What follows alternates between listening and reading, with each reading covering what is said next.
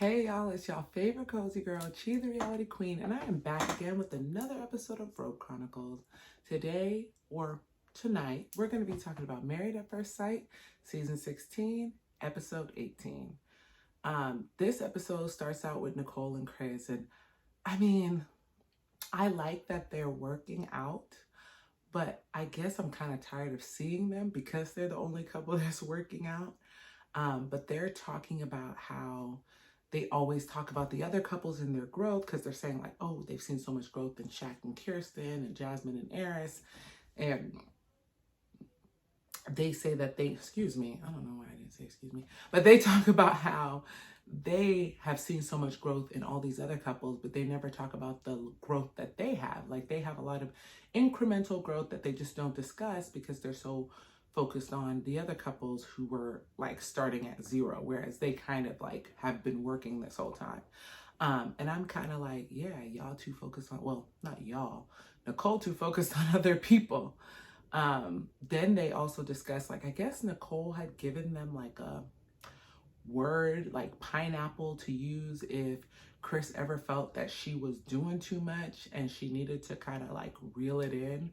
And she was like, yeah, you just say pineapple. You didn't have to use it. And he was like, and I'm never going to use it because if I need you to reel it in, I would just tell you you need to reel it in. And I think, like I said, I feel like Nicole is managing past relationships with this. Like she's trying really hard to like overcompensate for all the flaws and problems probably other people said she had.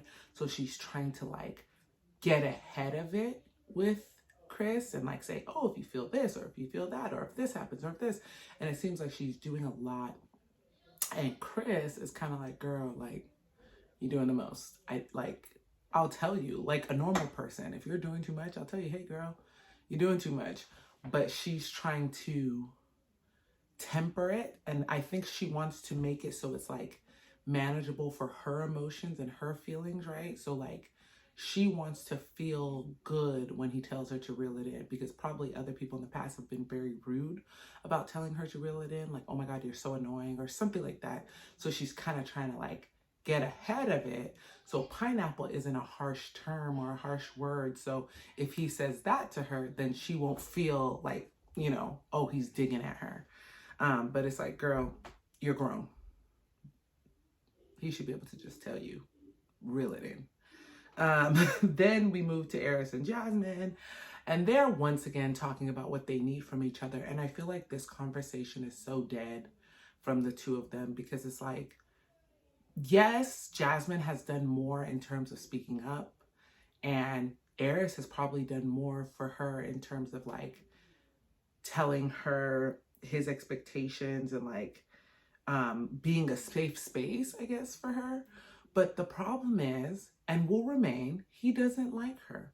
And as long as he's not attracted to her, for whatever reason, right? We don't actually know because he has never said. But as long as he's not attracted to her, all of this is just a waste of time. And I think that's what's so frustrating. I think it's what's frustrating everybody about this season is we're all watching these people who don't like each other and they're trying to pretend in our face and make us believe that they're trying or there's purpose to what's going on. And we all know that there just isn't, Like, we have less than a week, Eris, Jasmine. Like, if he's not attracted to you now, he had 8 weeks to look at you different. He had 8 weeks to just have sex with you to see if it triggers something. He had a long time. He didn't do it. It's not going to happen. Go ahead and say no on decision day and don't get your feelings hurt.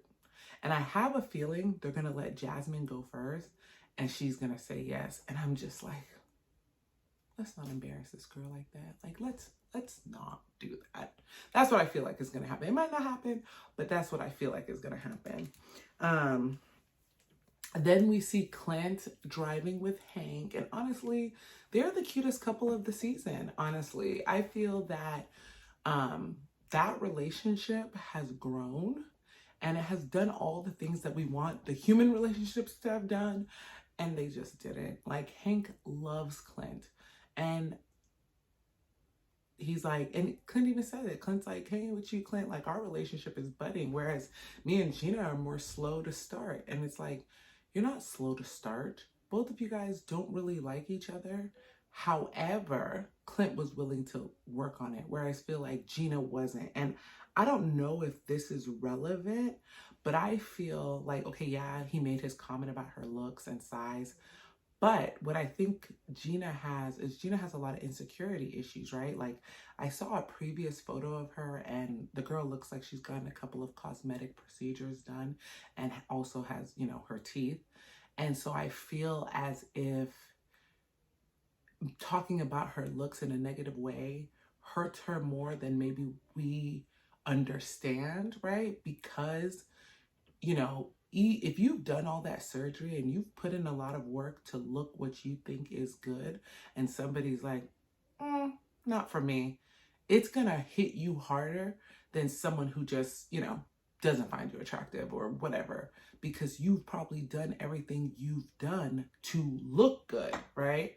So I think that that's probably why Gina can't get past it, is because that's a pain that's so deep in her that she kind of doesn't probably know how to move forward. I still don't like her for it, but I feel like I can understand if that's the reasoning.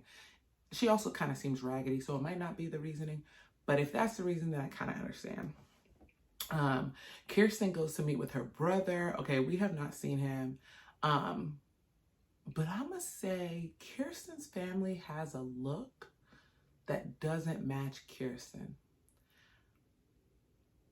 I don't know if I want to get too deep into what that means, but they have a look that doesn't match hers. Like, I kind of almost feel that maybe her family doesn't want to be filmed, or maybe she doesn't want them to be filmed, or, you know, whatever the case may be. Like, she seems like she lives a very separate life than her family. Not saying she's not close with them, but it's like, when I'm with family, it's just me and family. I don't bring people to y'all. And especially not the cameras, like, you know, so there's that. But she meets with her brother and she tells her, well, I don't think me and Shaq are having enough intentional conversations. I don't think that me and Shaq really have that much of a physical connection. And she was like, I want you to meet Shaq and, like, you know, let's have a meeting and mom will be there and hopefully you can make it. She's like, and if you can stop by, because I guess he has work or something. And the thing is, I believe that, like, I believe that her family is busy, but I also just believe her family doesn't want to be on camera. And I think that Shaq is holding that against her when they probably just don't want to be on camera, like, especially her father. Because she mentioned she wants to take Shaq to her father's house. And it seems like she don't want, well, her father doesn't want to be on camera. And so she's like, okay, well, if I bring him over to the house, but, you know, the cameras are going to come. So there's no way for Shaq to meet the dad unless he just goes there by himself. And then, like I said, I don't know. Maybe the dad doesn't take it seriously. Maybe the dad's like, married at first sight. I don't believe it. A couple seasons ago, Johnny's dad was like, this is fake. I'm not interested. And as it turns out, Johnny didn't even stay one extra day with Bao and he was playing in her face. So maybe the dad was correct, right? Like, some people know their kids. Like, you are unserious and I'm not going to support you through this. Like, maybe Kirsten's dad believes she's unserious and doesn't want to support her or whatever, right? I don't know. But I think that Shaq wants her and her family to be something that they're not. Like, your family hasn't really been on here and you're like, oh, it's because they live far. But it's like, if they wanted to, they would, right? So that's just my little 2 cents on that. I mean, his 2 relatives came, but not like his mom or his sisters or anything like that. I think they were at the wedding and that was it. Chris meets with his brother and tells him he's happy about the place that him and Nicole are at. But he does make comment that Nicole is, like, much more intense than he's used to. But he thinks that they balance each other out because he is really chill, it seems. Almost too chill. And I don't know, like, I feel, and maybe I have a bias against Chris. I don't know. I like him, but something just doesn't seem right with him to me. And I'm hoping I'm wrong. Like, I'm hoping that this feeling I have, or these thoughts I have on him not being completely who he really is just wrong, right? Like, I'm hoping I'm completely wrong, but something's just not sitting right in my spirit. But, you know, Chris and his brother look nothing alike. Or I wonder if they're like nothing, because I think his brother's like blonde and he's a brunette. And it's funny because he said his brother is a motivational speaker and Chris seems like he doesn't like a lot of public speaking. So they just seem so different. And I don't know if they're like brothers, like, oh, we're really blood brothers, or if they're brothers like, oh, that's my brother. Like, you know, I don't know if non-Black people do that like us, like we do. But I don't know. They don't look alike, nothing. So I've been considering that. But he did say he'd be heartbroken if it doesn't work out. And I believe that. Despite thinking that there's something off about Chris, I do believe that he loves Nicole. And I do believe that he actually would be sad if it doesn't work out. But I think that his traumas, past traumas, are keeping him from committing in a way that Nicole needs to be secure. Like, and that's the problem that they have. Like, what Nicole needs to be secure, he's trying to offer, and what he needs to be secure, Nicole is trying to offer, but both of their past traumas are getting in the way of that and keeping them from being exactly probably who the other person would prefer. But they're working through it.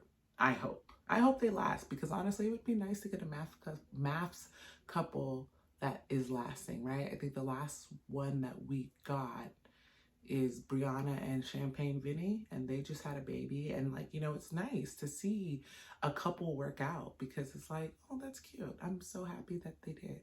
And we haven't seen one since that season, because even Miguel and Lindy are, you know, what's her name, Lindy? I don't even remember no more, but they divorced as well. And Miguel comes off as that Chris type. I've noticed that they like to use the same types of people, like nerdy but sweet, but Miguel and what's her name couldn't get it together. So they always seem to do the same types of people, and I think maybe that's their problem. They need to branch out and get a different type of people. Mac and Clint met at the gym, and Mac is the shadiest person ever. And I think Dominique, once again, I'm gonna sing her praises from the rooftop, was very correct to let that man go. Because why are you coming to work out with Clint to ask him how him and Gina are doing so he can know if he can get an into her? Like, he's like, well, I think Gina's hot and I think she thinks I'm hot and we're both similar. So like, you are raggedy. And I think that, honestly, you don't really know Clint like that. And I think it's actually okay if you think, hey, maybe me and Gina would have been better suited. But I think that's something that you tell Clint, like, hey, is it okay if y'all don't work out, decision day is coming, that I, you know, throw my hat in the ring? I would respect Mac much more if that's how he came to Clint, rather than trying to come as like a friend, or, oh, we're cool, and he's planning to try and get at his girl. Like, he's raggedy. Like, I have not thought Mac was a good person since the first time I've seen him, but I am like absolute on the shitty person that he is. Like, why would you do that? Why wouldn't you just say, it's not gonna work? And if it doesn't seem like it's going to work, and if it's not going to work, can I get at her? Can I talk to her? I think we would be better suited. And Clint might agree, because, you know, Clint already said that he doesn't think she's attractive. He's trying for the sake of the show. So if you come at him up front, he might be like, okay, if it doesn't work out, cool, because I didn't know you 8 weeks ago. So we're practically strangers. You owe me no loyalty. But to come to me and be fake friendly is where I have a problem with Mac. And I think Clint will have a problem, not because he cares for Gina like that, but because it's like, you didn't have to do all this. Like, this is extra. So yeah, it's very, very weird. And then Shaq meets with his friend. He's talking about how he's at like a 6-7 with Kirsten in their future. And honestly, he feels like he's not included in her life because he hasn't really met her family. And I'm like, we are talking about an 8-week period. I think that that's something that we kind of forget as viewers when we're watching. We're looking at an 8-week period, and think about an 8-week period and how often you're able to get all of your family together without a lot of pre-planning, right?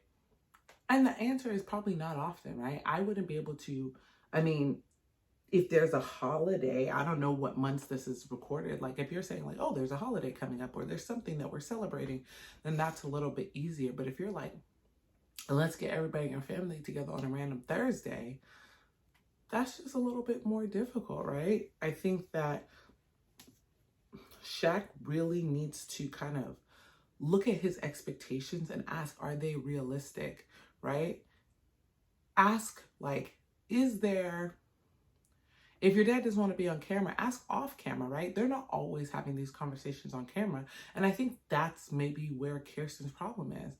The conversations that they have or are on camera and public rather than, hey, what's really going on with your dad? So then it looks like Shaq is this great guy that's trying to get to know her and her family. When in reality, he's not really doing that when the cameras ain't around. So that's why probably Kirsten might feel like, you playing in my face right now. Possibly. Jasmine and Gina go do a pole dancing class. Oh my God, I've done a pole dancing class, and honestly, anybody who has to dance on a pole for work, congratulations.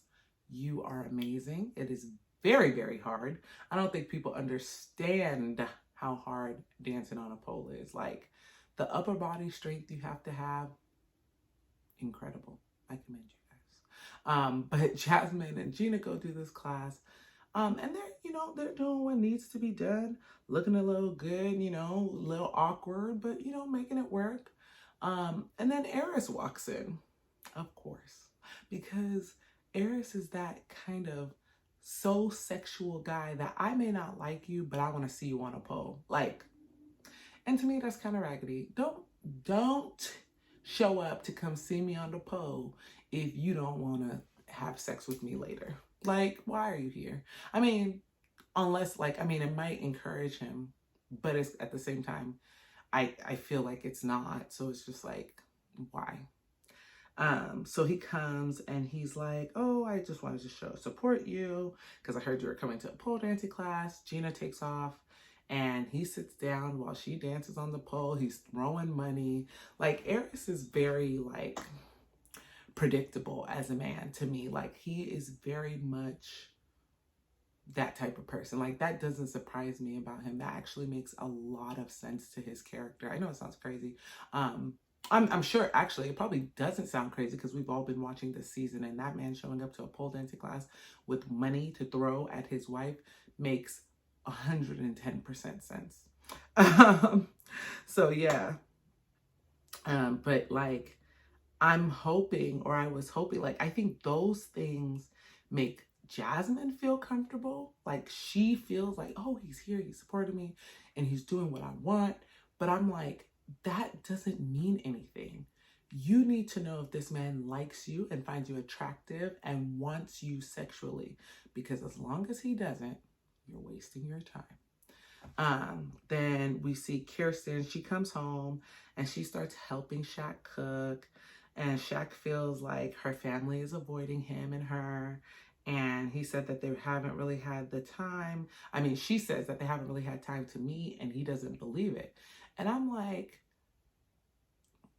maybe she doesn't want to have this conversation about why her family really doesn't want to be here on camera, but you keep trying to force it on camera. And maybe the producers are telling him to force it on camera, because I know these producers tell them to bring up certain things or ask certain things. So he probably is doing that.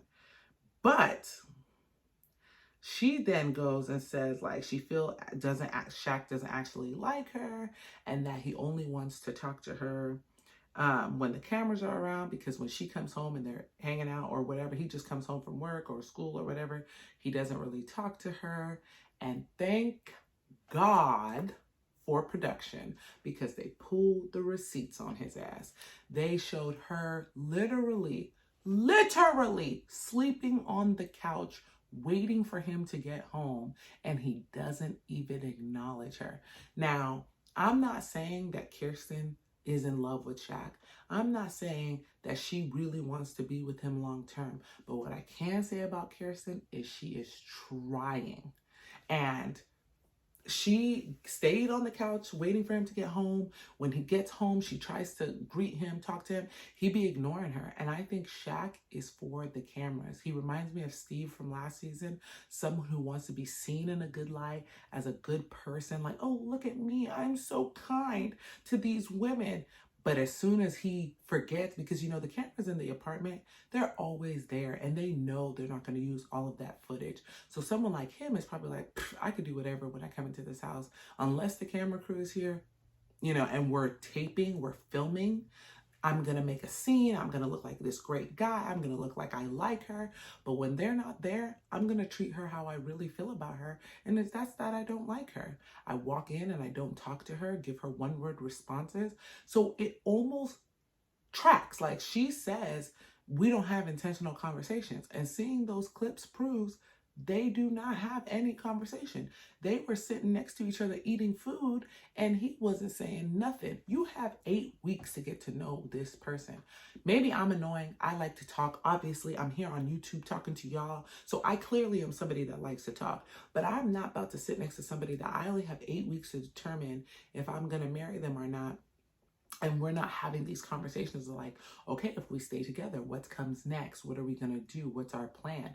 You're talking about, how do you feel about me? How do I feel about you? We don't even know what we planning to do. If you are going to say yes, or if this is a situation where we're even considering saying yes at the end of this 8 weeks, how come we have not had one conversation about what's going to happen after the 8 weeks? You don't like me, and that's okay. That's okay. I don't think that he has to like her.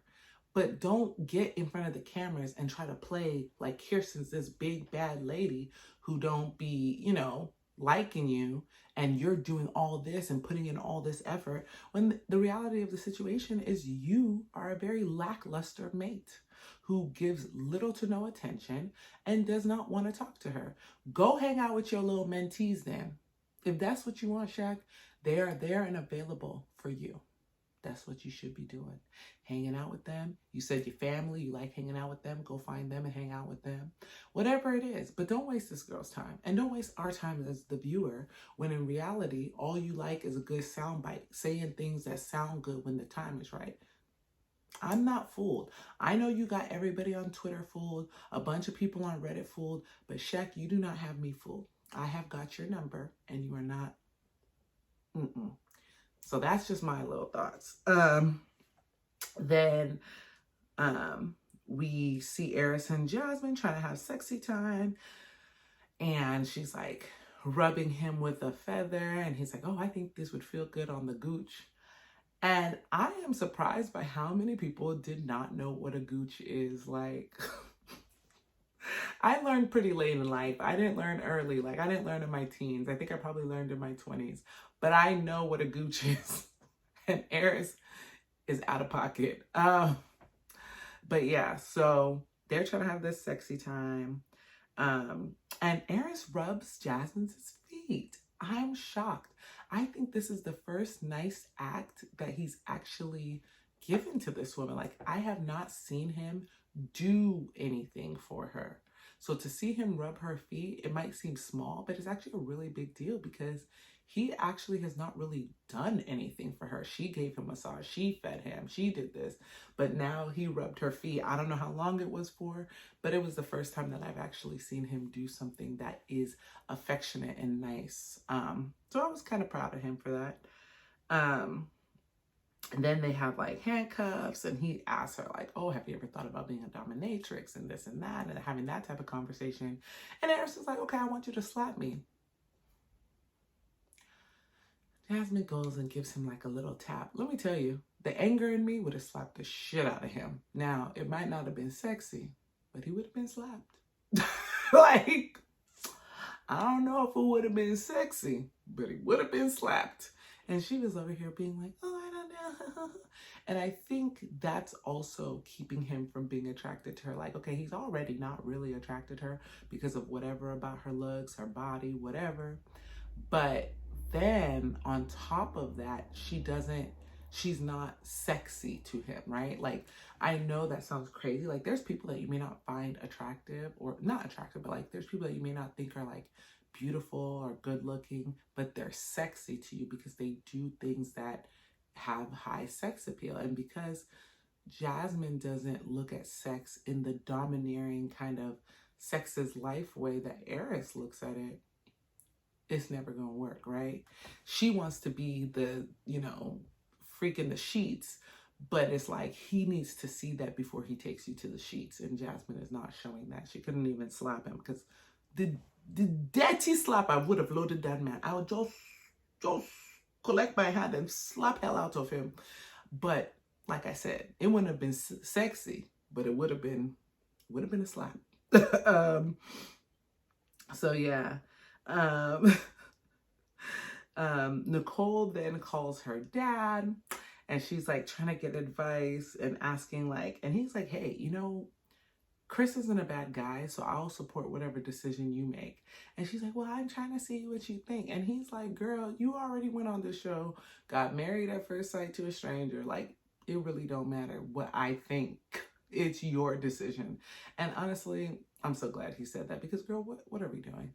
I know that they probably told everybody you have to call a friend or family member to talk about this relationship, but I think we're all just so frustrated with this season that certain things just come off as like, oh my God, end it, I'm done. But it seemed like her dad was irritated by her, it seems, but whatever. Gina takes Clint to her salon to get a haircut. And it's funny because I'm like, Gina, if you're a hairdresser, you don't know how to cut men's hair? I mean, especially since his is long. I didn't understand why they had to bring in someone else to cut Clint's hair. It just was weird. They cut it. They were like, oh, we're taking you from whatever to Bradley Cooper.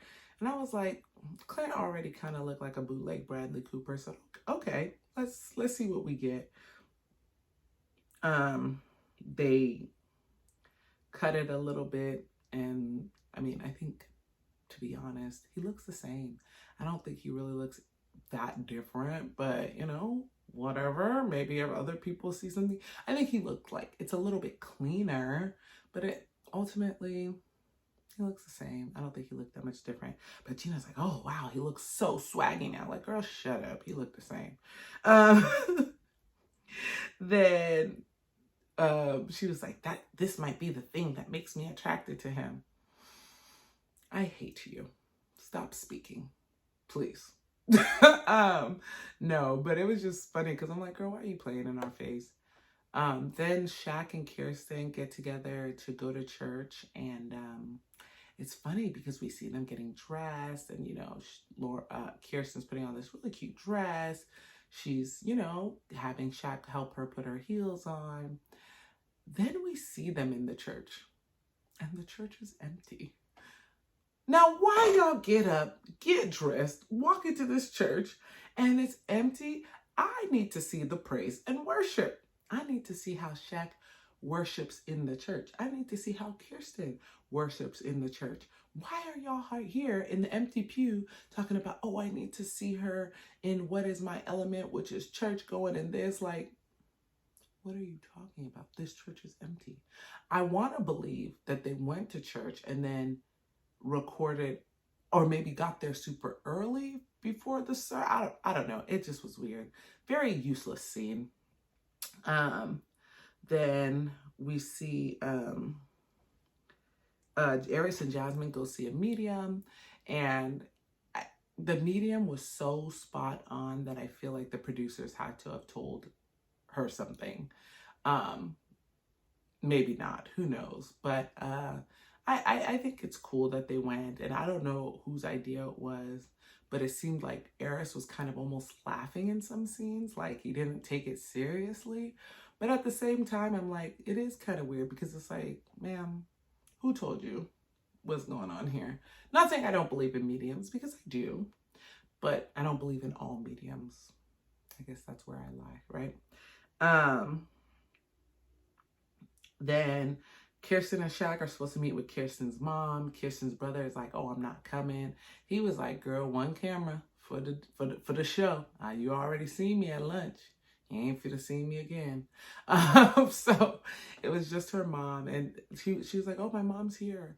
And then Shaq went to go get her from the parking lot. And honestly, I think it was necessary because it took them like 15 minutes to come back. And we all know her mom almost didn't show up for the wedding. So there is something with her mom and direction. I was already iffy about her mama, but this time I'm even more iffy about her mama. But her mama looks so young. And I think Kirsten's 32. So it's crazy to me how young her mother looks. But yeah, her mom, I think she gave them pretty sound advice. But I think she gave it from a place of, oh, this isn't going to work. She probably knows her daughter. She probably sees Shaq and is like, I'll give you all this advice, but probably won't work. She said, like, you know, you guys are trying to live through, what did she say? She says to let the expectations that they have go, because as long as you want somebody to live up to an expectation you have, they're always going to fail, right? Because they're never going to do stuff quite right, which is what I think Shaq's biggest problem is. He has, and I think Kirsten obviously has expectations like crazy, but I think Kirsten, despite having expectations, is still willing to work with Shaq. I think Shaq has expectations that he's not willing to budge on. And what I think is funny is because his expectations aren't a $2 million home for her to buy, people think Kirsten's more unreasonable, whereas Shaq is just as unreasonable as Kirsten is. It's just that his expectations aren't monetary like that. But I do think her mom's advice was sound. Like, you can't, and for anybody who's looking for a relationship and trying to get married, is like, you can't base your relationship off the expectations you have in your head of what your partner should do. You have to base it off of reality and just live and manage and you know, work with what you have. And I think a lot of people go into situations with expectations, and then when those expectations aren't met, they're disappointed. And then that disappointment leads them to not wanting to work with somebody or work it out. But in reality, if you had just gone into this and said, I like this person is cool, and I want it to work out, then whatever happens, you can either deal with it or not deal with it, but you won't be as disappointed. And then, Dr. Pepper and Pastor Cal have to go meet with Gina and Clint because they're like, you guys are struggling the most. And honestly, I think that they can see that Gina is the problem. I think they see that. It's very obvious in how they talk to them, when they talk to them, that they see it. Dr. Pepper wants to know if they've done any of the intentional stuff that she asked them to do, like watching the movies, trying to be purposely emotional and such like that. And they're like, no, we haven't done it. And I'm like, of course they haven't done it. I'm pretty sure if Clint suggested it, Gina would say no. I'm sorry. I don't know. Gina just seems so uncooperative. And if I'm wrong, then I'm wrong. But that's what it seems like. It seems like she is leading them to not work. She's making sure that they go to those meetings with the, what's it called, and they come back and don't do anything that they say, because she wants to make sure that this does not work and that they don't even have a shot. Ugh, so irritating. And it's funny because Gina's quiet. She don't even be talking when Dr. Pepper and Pastor Cal are there. Like, Clint is the one kind of answering all the questions. But that's until, like, they're asking. Pastor Cal's like, well, at the wedding, you guys were like all touchy-feely and kissing and this and that. Like, what was that? And she's like, well, I just think that it's what we felt like we had to do because, like, it was day one and we felt pressure to be touchy-feely and kissy and all this stuff. And she was like, you know, Pastor Cal asked them, like, do you guys want, like, different things out of life? Or I don't know exactly how he said it.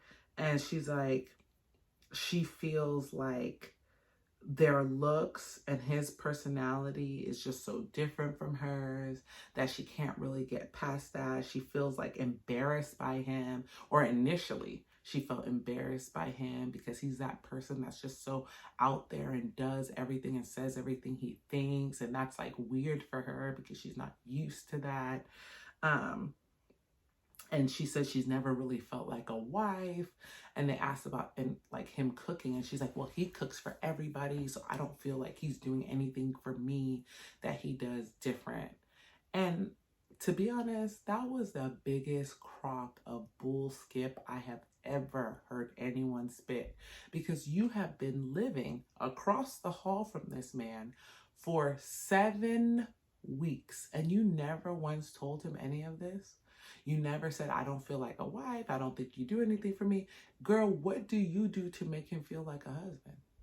Like, and that's the problem with Gina that I have. She thinks everything, the person that you guys think Kirsten is the person Gina is. She wants everything done for her, to her, and she just want to show up and give the bare minimum and have people waiting on her hand and foot. She's raggedy. Point blank, period. She is who y'all think Kirsten is, because Kirsten asked for a $2 million home. She wants people to do for her, and she wants to show up giving the barest of minimum and hope that you are at her feet groveling to want her because she's beautiful now after all these procedures. Well, she's made herself beautiful. And I just think that, you know, she's like, I don't feel any intentionality with my husband and da-da-da-da-da. And Clint is pissed, which rightfully so. He's like, girl, I feel blindsided. Like, you have not said any of this. You have not made this clear that what I'm doing doesn't make you feel like a wife. It just makes you feel like a friend. If she had said that to him, like, you're not doing anything that I don't think you would do for other people, I feel like Clint would have changed his behavior. And that's why I feel like he's so blindsided, because I think he would have put in that effort that she wanted if she had just made it clear. But I think that Gina purposely did not give that information because she didn't want him to do stuff, because then she would look even worse when she really wasn't feeling him, right? Or giving him any time. So he was pissed. And that's how that episode ended. And I'm just kind of like, okay, this next episode, decision day, can you please give us decision day? I already know 3 no's. Well, overall no's, right? I'm not saying everybody in each couple is going to say no. But I do think that Clint and Gina will both say no. I think that Shaq and Kirsten will both say no. And I think that Jasmine will say yes while Eris says no. And then both Nicole and Chris will say yes. But I just want to get there, you know, like get us there. Come on, production. Like, let's skip an episode. Can we do that? Can they do that? I don't know if they can do that. I look to the side like there's someone here to answer for me. It's just me and my dog. He's not going to answer. But I just want to know if that's something that they can look into. Like, let's just pull this episode and just take us to decision day, because honestly, we're not getting much else. We're not getting much else from these people. Y'all, like, it's over. You know, but please like, comment, subscribe, share your thoughts, share this video. Let me know what you guys think. Do you think that anybody else is going to say yes? How do you feel about my predictions? Let me know. I'm trying to, you know, gauge what other viewers are thinking and see kind of where we all kind of line up. And you know what? Join me next time when I talk about the next episode that I don't think is decision day, but wish was decision day. And hopefully you guys enjoyed that episode more than I enjoyed this one. But I will see you guys next time. Bye.